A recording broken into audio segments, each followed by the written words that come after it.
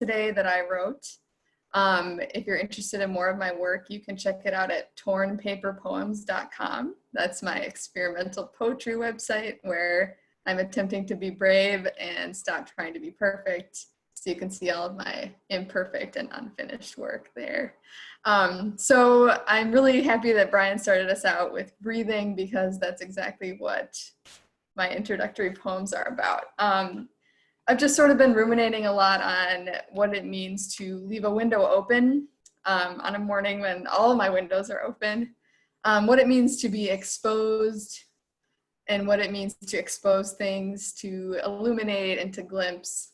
So this first poem is very recent, hot off the presses, like a fresh ricotta cheese, and I'll just begin. Okay. It leaks into all our conversations. This year has been so weird, we say. We try so hard to name the ambiguous, but what we really mean, we say with our eyes, meeting over masks. Eyes that are a window left open, curtains briefly lifted in the breeze. Or on a terrible day, we open a well-timed message. Hello, you're on my mind for the 100th time, sending love. Paying attention is so hard, but ignorance isn't bliss. How can we stay open and be okay? Like a river swells with rain and silt, rages with turbid floodwater, then runs clear, deep, and cold. And what does it mean to pray, besides to be open, like an apple blossom to the sun and the bees, giving and receiving without argument? I'm writing in dirt with my toes because I can't hold a pen. Every day another horror, a window left open in the rain until there are too many deaths and they don't matter the way we thought they would. But there are other windows left open, other mirrors gleaming like eyes, illuminating what it is we have to do. I've got one more for us. This one is called A Turtle Comes Up to Breathe. Thanks. This one is just inspired by nature. I get a lot of comfort, and I learn a lot from how animals and plants survive in Minnesota, a very harsh environment. So this one's just about, I watched a little turtle sticking its head up out of Mississippi and paddling to stay in the same spot. And I felt like that turtle. So this is called A Turtle Comes Up to Breathe. A turtle comes up to breathe from the green tea depths of the Mississippi, just off the beach. Comes up from that cold and dark and airless place to raise her tiny nose above the water and keep it there, paddling her four limbs against the current that pushes her south. She treads and breathes and still slips downstream until, with a turn of her broad belly against the current, she dives back into the murk, reminding me of the work it takes to breathe. Thank you, everyone. Yeah, and thank you, Marcia. And again, the appreciation, I think, both for just rooting in the sense of place and just, I mean, describing so much of what we're going through. And Joe asked for you to share your website again with us.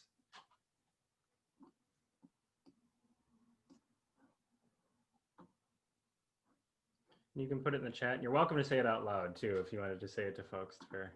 Yeah, tornpaperpoems.com. Awesome, and that's in the chat. And we'll be sharing, so folks know we're recording the first part of this, and that's just to share out some of the presentations and the speakers. There's no recording of the breakout rooms or conversations, and we'll be doing this with everyone's permission, but mostly just to help spotlight a key part of this, which is to bring a lot of voice and energy to local art, local poets, and local music. So at this point, I'm going to bring, this is if we were in a shared social space, which COVID has not yet allowed us to do, but we're making it work here, and I appreciate that. This is where you would just turn around in your chair, lean over, and say hi and chat with somebody next to you for a couple minutes. You can't turn around in your chair and see somebody on the screen, but what I'm gonna do is just bounce people into small breakout rooms, just 2 or 3 folks. In this case, folks who have host next to your name, you're just a participant, you're not facilitating. You're just there to be. And it's really just 2 questions. One is, what recently has brought you small joy? Small joy. It doesn't have to be big joy, just small joy. What recently has just kind of brought you a moment of small joy? And the second question, if you get to it, so you have about 5 to 8 minutes or so. If you get to it, great. If not, no worries.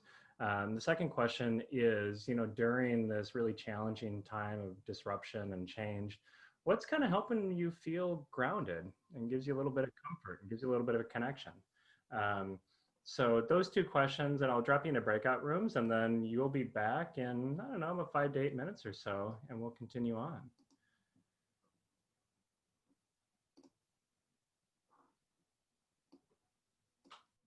So welcome back, everyone. We have, Zoom does this nice thing where they automatically kick people back in the room, although sometimes it's hard because one of my favorite things is to break up conversations that just sort of refuse to be broken up, because those are the best kind. So we have folks coming back in about 5 seconds. So I appreciate you participating in that. That's it's a little bit more of a process than the turn and talk, but that's sort of the virtual equivalent. So at this point, we have a couple of readings, we have a little bit of music, I'm going to give a little talk, and then we'll spend some time just connecting in groups, slightly larger, kind of groups of 5 to 6, slightly larger. And so the vision for this was just to give folks some entry points, some pathways, as I talked to Open about this bit of tailwind of hope, a little bit of energy. Not the vision that we change everything or change the world right here, but if you can walk away from this feeling a little bit more grounded, a little bit more hopeful, a little bit more connected to community, and your own purpose, that's really the intention. So I'll turn it to Mollee for the first reading, and then we'll go to Mason for the first song, and then to Jay for the second reading. Morning. It's really lovely. Thanks to see everyone. It's like lovely to see everybody. Thanks for joining. The poem that I chose for this morning, or the writing that I chose for this morning, is called You Were Made for This by Clarissa, Pinkola, Estes. And it's kind of been a mantra for me as I'm, have always been pretty sensitive to suffering I witness in the world. And this one helps me feel like it's somehow manageable and like I got this, I've got my part. So I'm curious to hear what you guys take away from it, but this is You Were Made for This by Clarissa, Pinkola, Estes, and it's probably a minute or 2 long. Ours is not the task of fixing the entire world at once, but of stretching out to mend the part of the world that is within our reach. Any small, calm thing that one soul can do to help another soul, to assist some portion of this poor suffering world, will help immensely. It is not given to us to know which acts, or by whom, will cause the critical mass to tip toward an enduring good. What is needed for dramatic change is an accumulation of acts, adding to, adding more, counting. We know that it does not take everyone on earth to bring justice and peace, but only a small, determined group who will not give up during the first, second, or 100th gale. One of the most calming and powerful actions you can do to intervene in a stormy world is to stand up and show your soul. Soul on deck shines like gold in dark times.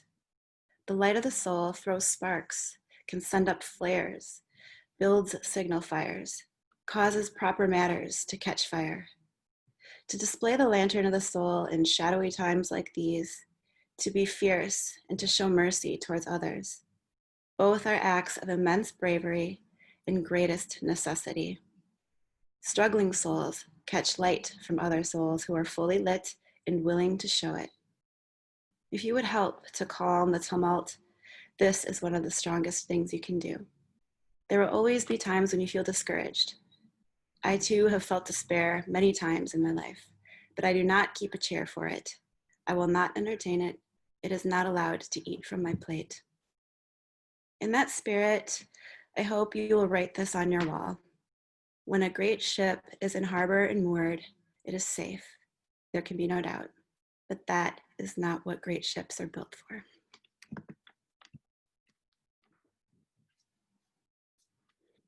Thank you.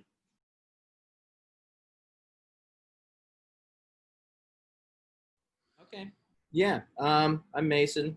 I'm Molly's son. Wait, which? I guess everyone's grid is different, but she's right here on mine. But I play in Karate Chop Silence. Just some good old Winona boys playing music, having people dance. We started in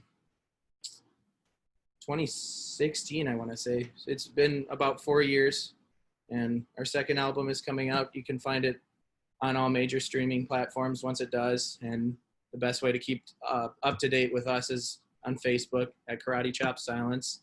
But yeah, we just enjoy making music, and you'll see us as little, I don't know, we do this weird carousel of playing in different groups that we just kind of form for fun. And this song is actually a song that I wrote over a period of time on my way to and from work. It's about the stoplights, but it's a little folk tune, so hopefully you'll get a little bit of joy out of it.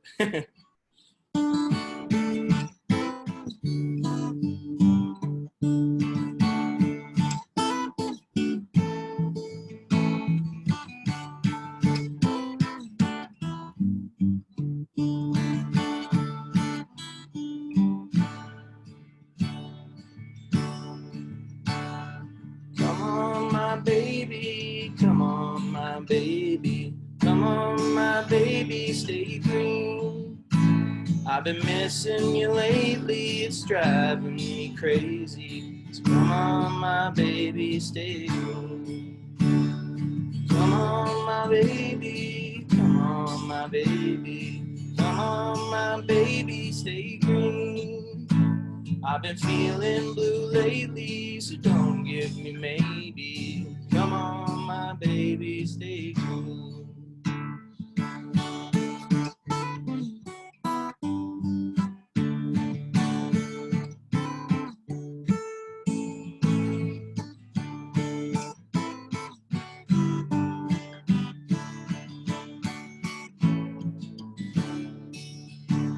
I've been trying to remember when we were together.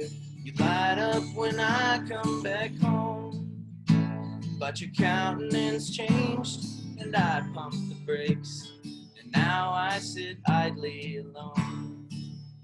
So come on, my baby, come on, my baby, come on, my baby, stay green. I've been missing you lately, so don't give me maybe. Come on, my baby, stay green. Oh, come on, my baby, come on, my baby, come on, my baby, stay green. I've been feeling blue lately, so don't give me maybe. Come on, my baby, stay green.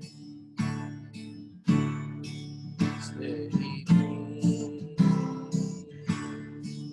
Stay green. Stay green. Stay green.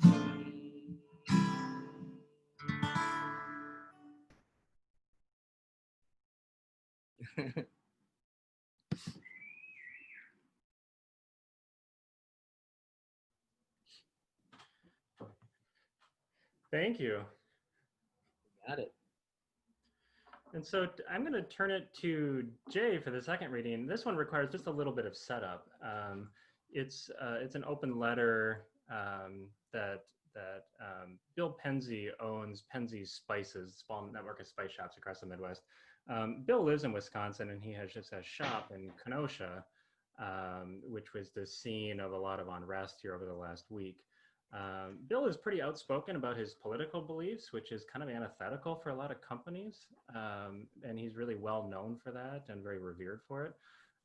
And he was taking a lot of heat primarily on social media, really supporting Black Lives Matter, supporting the protests in the wake of what happened in Kenosha, taking a lot of heat with folks saying things like, well, I bet you'd sing a different tune if your store was looted. And I'll bet, you know, just because there was no damage to your property, you know, boy, just what would happen to that? Then I'm curious what you would say. And he thought about that and then said something, and he wrote a letter, and I'll turn it to Jay to read it. Okay, well, thanks for being here, everyone. I don't know if this was intentional when you selected this, Brian, but Molly, as you were reading your piece, I thought Bill Penzey's letter is an example of the very thing that you're talking about. Someone wrote to say that you'd be singing a different tune if it was your store being looted. I'm by no means perfect, but seriously, no, I wouldn't. Human life means everything. Stuff, not so much. Hearing that the NBA Milwaukee Bucks, in response to yet another police shooting of a Black man, this time just south of Milwaukee in Kenosha, Wisconsin, chose in unison to walk away from yesterday's playoff game and were willing to take the loss, for me brought such a sense of hope that the tide will no longer stay unturned. I agree with them. To me, today just feels a lot like April 4th, 2018, the 50th anniversary of Dr. King's assassination. That day we paid our people and kept things shut because that was not a day for commerce. After early inquiries about doing the same today, it became clear that we were able to do that because we planned ahead and because it was the time before the coronavirus. To do that today would mean calling to reschedule all of today's touchless pickup orders. As parents of young kids entering back to school phase with all of the extra hoops the virus demands, I get that now is not the time to add extra burdens. So no shutdown today. But what to do? My mind, sorry, I have to move my reading a little bit. But what to do? My mind went to that idea that we would feel differently if it was our store that was looted. When I asked around, what if we looted our own store? What if we took a snapshot of our Kenosha store's inventory tonight and simply gave away exactly that amount of inventory in the coming weeks? Unlike the Minneapolis Uptown store that was at the center of things, our Kenosha location is out on the highway and does not have much chance of looting itself. What if we just gave our spices and seasonings to food pantries and gift boxes to organizations trying to raise money and fund change? Everyone here was like, yes, let's do that. Even my mom at dinner last night cheered on the idea. And as much as we could just look online for worthy recipients, with so many customers in the Kenosha area, I'd like to start with asking for your suggestions on where things should go. And please, learn the difference between those who simply say law and order over and over again and those who do the hard work of actually achieving it. Until we have a president that respects the laws of this country, we won't have order. It's that simple. Once again, hats off to the Milwaukee Bucks. So much of America's future comes down to voter turnout in the city of Milwaukee. That the members of the Bucks are time and again working to earn the moral authority to ask for that vote is something big. Their voices reach out to the suburbs and beyond is honest cause for hope. Well done. And please send your thoughts to those living through the horrors of Hurricane Laura right now. They need our compassion. And thanks for healing the world.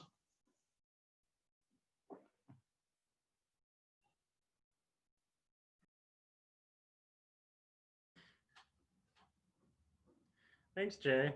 And I don't know if that was a bird songs behind you or a bird songs from somewhere else, but it was really cool. Yeah, I'm sorry, I have a bird clock in my room. And they were well timed. So thanks everyone. And at this point, I have a small talk just to knit together some of the stories. What I really wanted to do with that today was just to have an opportunity to share some stories that I've been really privileged just to be a part of through Engage Winona. Stories of local folks creating change. So I will talk for a bit, and then when I close, I'll turn to Mason for some interlude music, and then we'll move into small group conversations. So, how are you all feeling this morning? Overwhelmed, lonely, angry, grieving? And how are you feeling about Winona? Agitated, confused, unsure suddenly maybe of what people you thought you really knew, what they think and believe, whether there's reconciliation in these times? It's no secret we're fighting, we're exhausted, were politics and racial injustice and all the little things too that never seemed to matter until we suddenly realized we couldn't agree on the big things. And just when we thought we had something to bring us together, this common enemy and a little virus, we've instead descended into an all-out culture war. So here's the keep you up at night question, because it keeps me up at night most nights, which is what to do. You can't fix the world, you can't fix all of Winona, but that there's good and necessary work to do. So I believe you're all here this morning because you're searching for something. I mean, I know I am. Maybe it's somewhere to belong, something to change, something right here. Maybe just to find a glimmer of hope, a bit of extra energy to carry you forward. I feel these glimmers when I hear good stories. And I love that Clarissa and Pinkola Estes poem. And I want to read that paragraph again. That ours is not the task of fixing the entire world all at once, but of stretching out to mend the part of the world within our reach.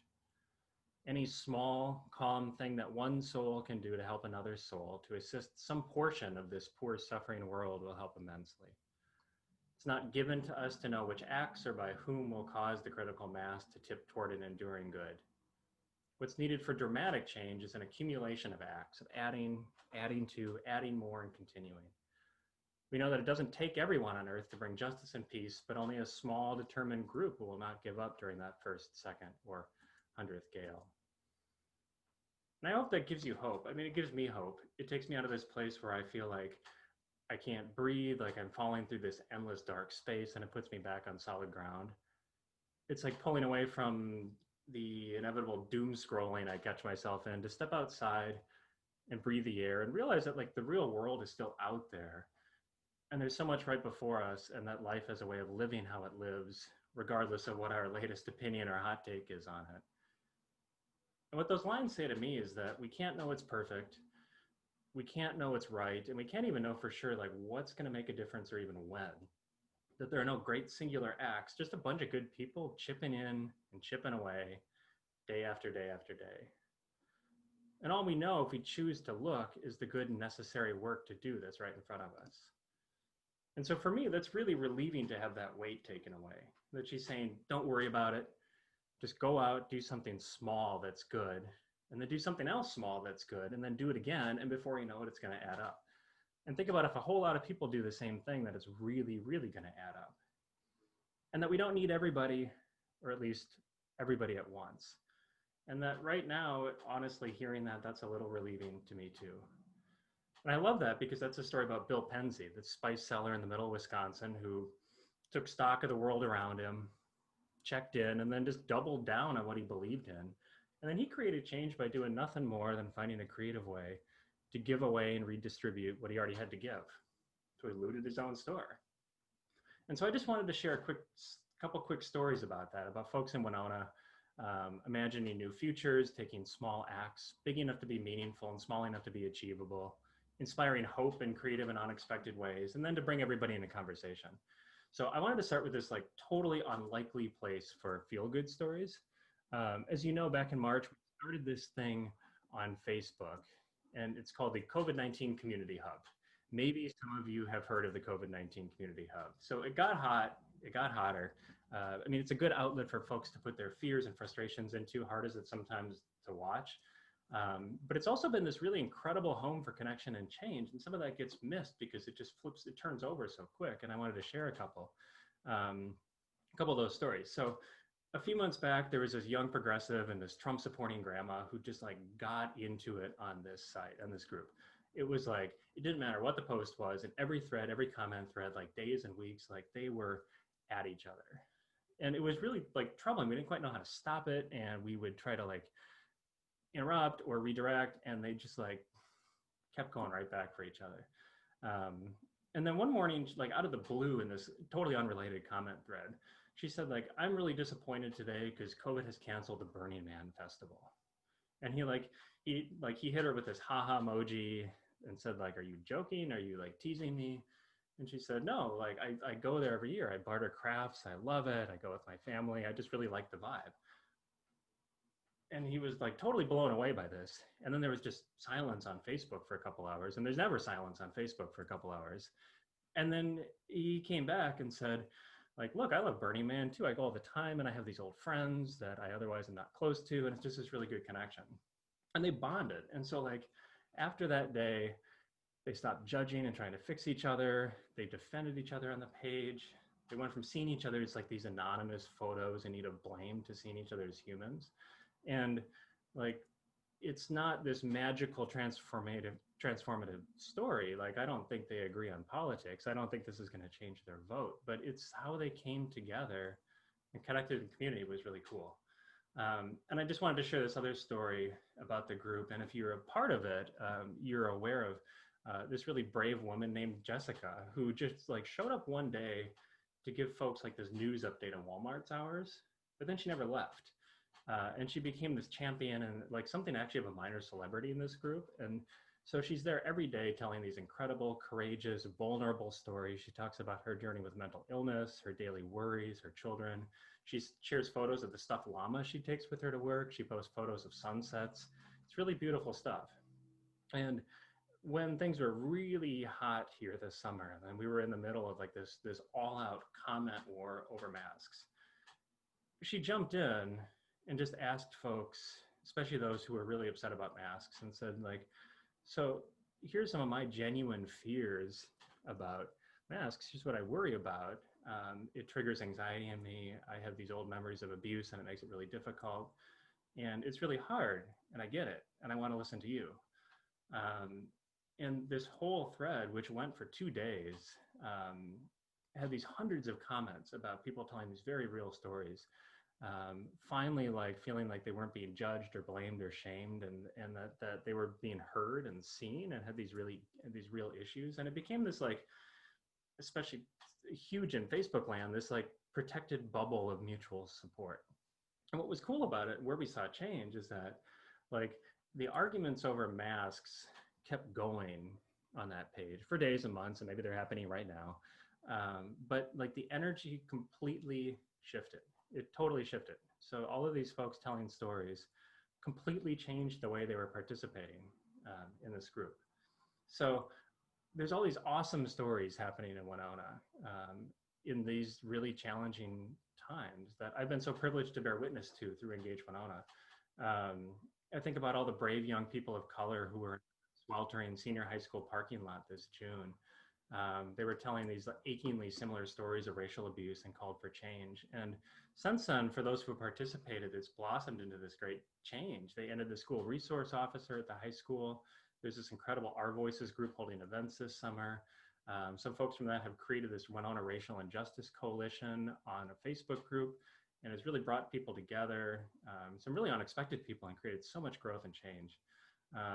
And what's really particularly beautiful about this group is that they even live out their own conflicts in public and grow and change because of it. And I love it because they're just doing the work in front of them day by day. It could be so overwhelming and so big to think about working on institutionalized racism on a global level. And they see it right in front of them, and they do the work, and they don't worry about it, and they just do what needs to be done. And then finally, we have this, Engage Winona has this new program called Lived Experience Leaders, and we're putting together this cohort of really incredible change makers. We've been talking to all of them over the past couple of weeks. And these are folks who have such diverse backgrounds and lived experiences, but there's this incredible through line through every one of their stories, that every one of them has showed up at the doorstep of this experience just to do the work that's right in front of them. They've just looked right out, not too far, just out through the backyard, and they see something that needs to be done to make this place a little bit better to live for them and for others. And they know that it's good work. They trust that it's good work, and they like have no worries about the outcome or whatever the larger part of it is. And on Thursday, we talked to this amazing woman named Kathy. Her name's Kathy Sublett, and she shared her story in other places, including a great Winona Post feature story last year. So I'd encourage you to read it.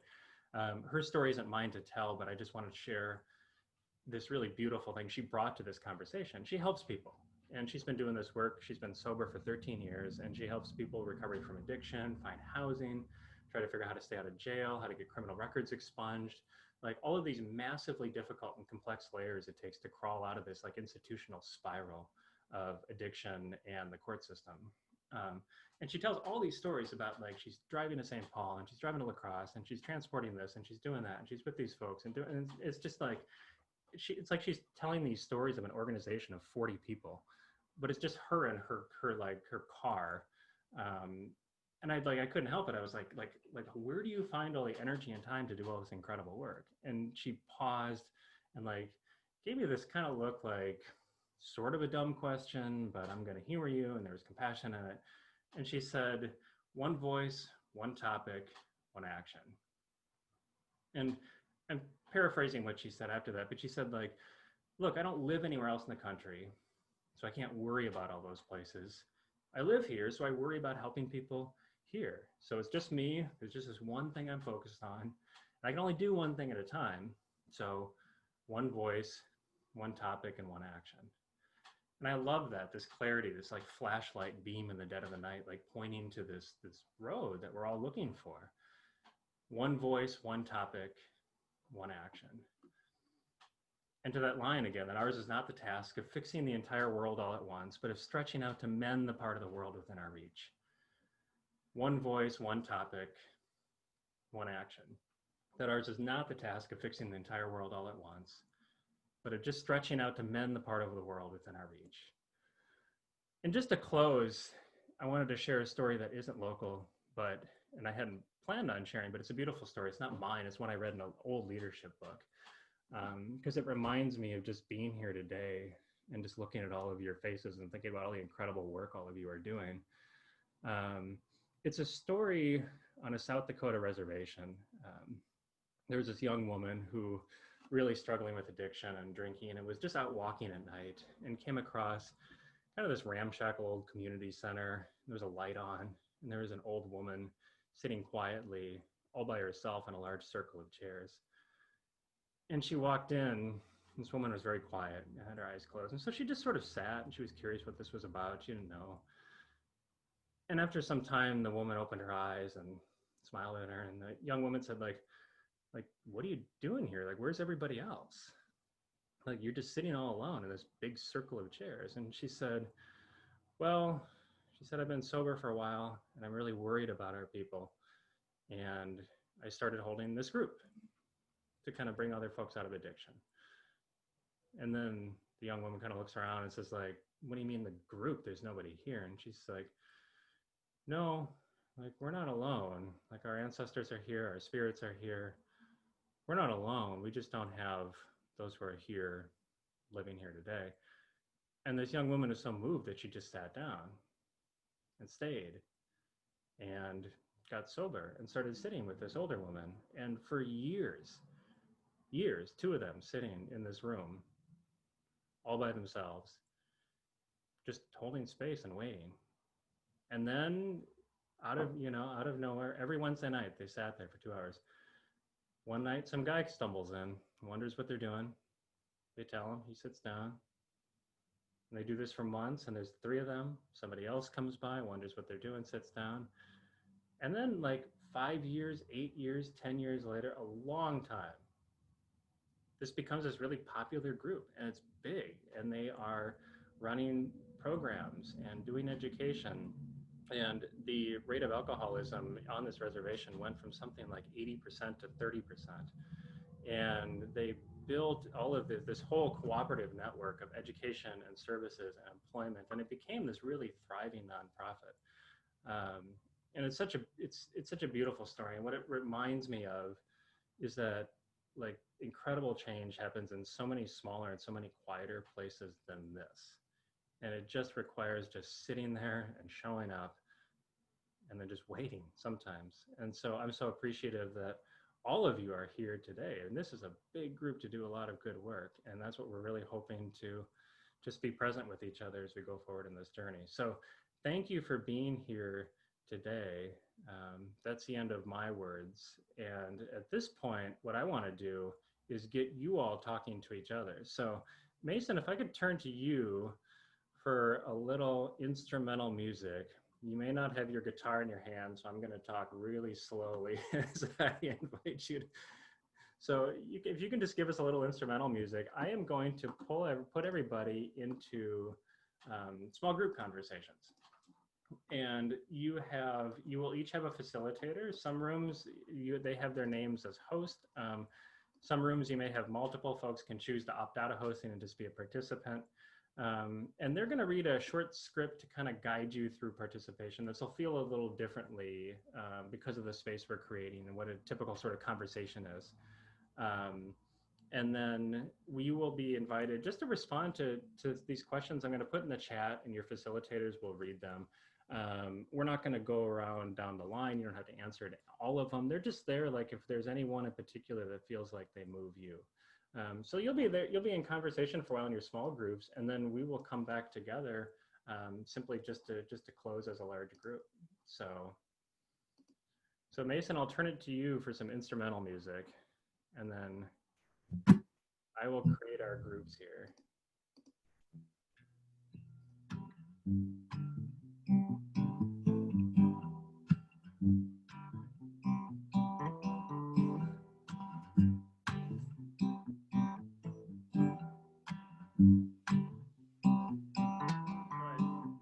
Okay, so I think we have everybody back. So welcome back to the big room, everybody.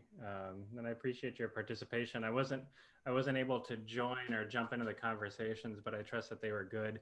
And we'll leave them, whatever you shared, that was yours to share in the room. So I really appreciate you being willing to do that. And at this point, what we'll do to bring this to a close is I'll turn it to Mason for a song, I'll turn it to Marcia for a poem, and then I have just a simple request for all of you before we head on out to the beautiful day. So Mason, I'll turn it over to you.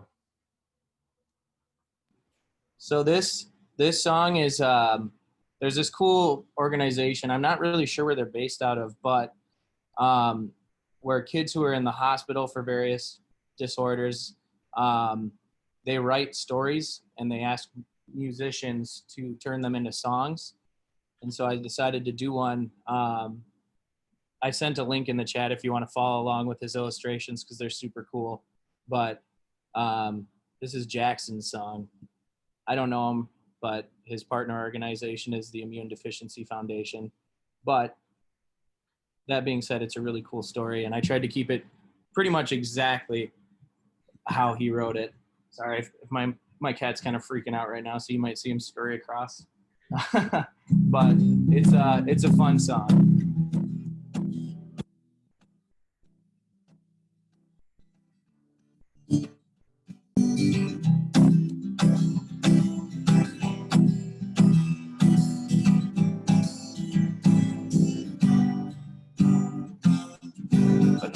Man and said banana on a pair of arms and legs. The man, oh man, his name was said. He told banana what he said no, but I know where some might be. I am gonna go so many places. Look out, it's the evil potato. And before he could take one step, he was struck by a laser blast. Oh, he's just fine, 'cause he realized he has the power of flight. And so he flies way up in the sky, evil potato on his mind. Banana hit potato ship with lasers of amazing from his eyes. Potato came to face it him and waited till banana realized potato had powers too. He fought back with the supersonic punch just when it looked like potato had won. Banana found his bats to power up, and potato found he ran out of luck. Oh, he's just fine, 'cause he realized banana powers might. And so he lets fly 1,000 bananas up high, and now potato is fried.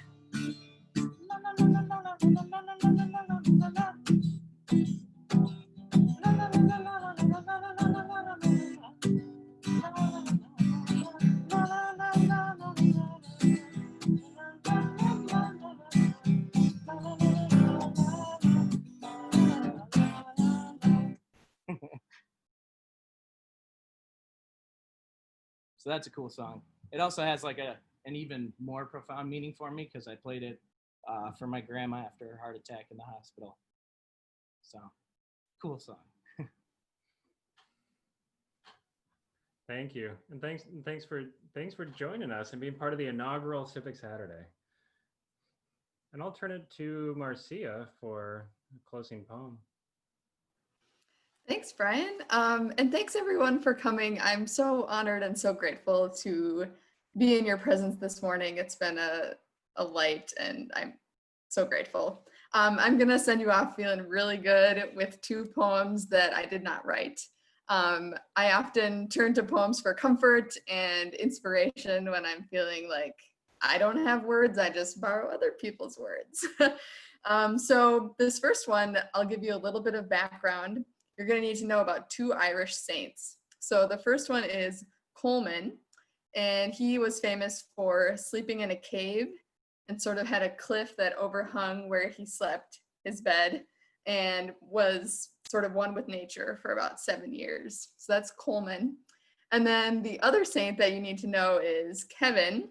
And whether or not the story is true, supposedly Kevin sat with his hands like this in prayer, and a bird came and landed in one of his hands.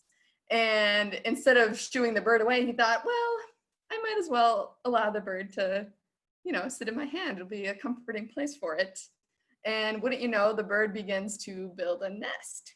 And so Coleman, instead of taking his hand away and going and doing the next thing, decided, well, why don't I let it finish the nest? And of course, the bird then laid eggs, and the eggs had to hatch, and the baby birds had to grow for several weeks and finally fledge. And then at that point, Kevin was able to take his hand down. So with those 2 in mind, this poem is called Coleman's Bed. I'll type it in the chat. And it's by an Irish poet named David White. So Coleman's Bed. Make a nesting now, a place to which the birds can come. Think of Kevin's prayerful palm holding the blackbird's egg, and be the one looking out from this place who warms interior forms into light. Feel the way the cliff at your back gives shelter to your outward view. Then bring in from those horizons all discordant elements that seek a home. Be taught now among the trees and rocks how the discarded is woven into shelter. Learn the way things hidden and unspoken slowly proclaim their voice in the world.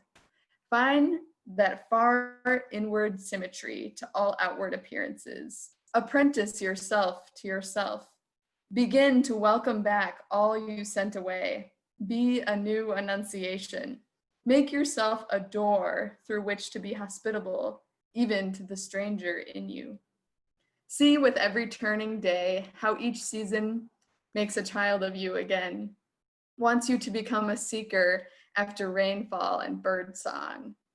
Watch now how it weathers you to a testing in the tried and true, admonishes you with each falling leaf to be courageous, to be something that has come through, to be the last thing you want to see before you leave the world. Above all, be alone with it all, a hiving off, a corner of silence amidst the noise. Refuse to talk, even to yourself, and stay in this place until the current of the story is strong enough to float you out. Ghost then to where others in this place have come before, under the hazel, by the ruined chapel, below the cave where Coleman slept. Become the source that makes the river flow, and then the sea beyond. Live in this place as you were meant to, and then, surprised by your abilities, become the ancestor of it all, the quiet, robust, and blessed saint that your future happiness will always remember. So, I love that poem. Thank you, yes. So yeah, Coleman's Bed by David White. I just love the idea of becoming the ancestor and the saint that your future happiness will remember. So I'm going to close with a song, or a poem, probably was a song at one point, by the Persian poet Hafiz, who was writing in the 1300s. So this is called Brings Life to a Field by Hafiz. And this needs no other introduction. So, It is not possible to complete yourself without sorrow. Sorrow is a vital ingredient that shapes the heart and enriches it. So endure sadness the best you can when its season comes. That rain that can fall from your eye brings life to a field. And on other days when you laugh, a sun takes birth in a sky you will someday know. See how all the elements are inside of you. See how your soul is a sire of light. So I'll leave you with that.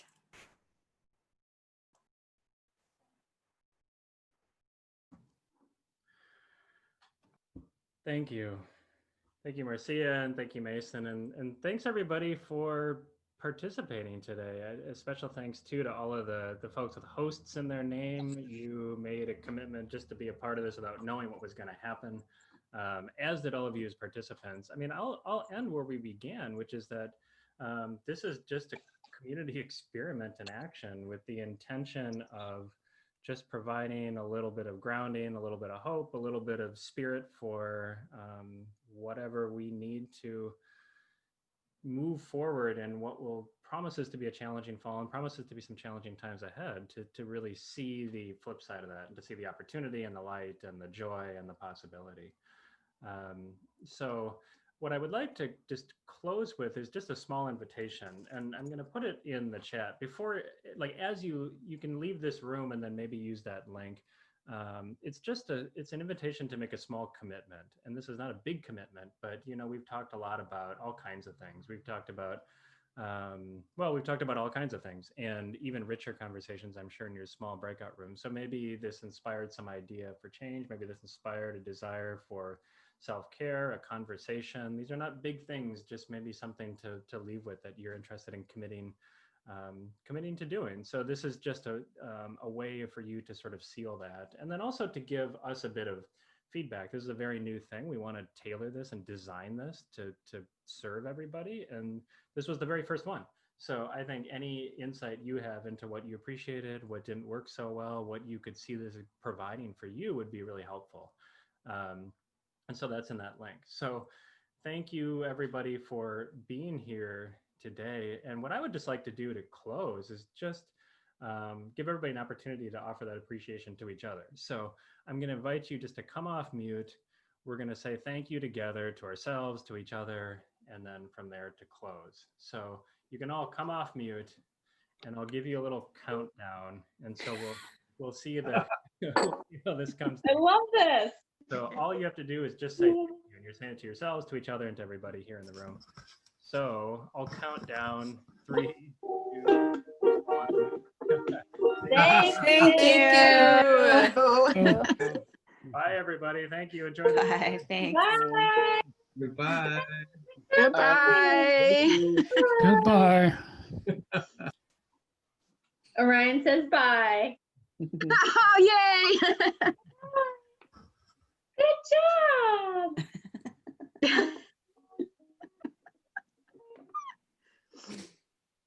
Good seeing everybody. It was good.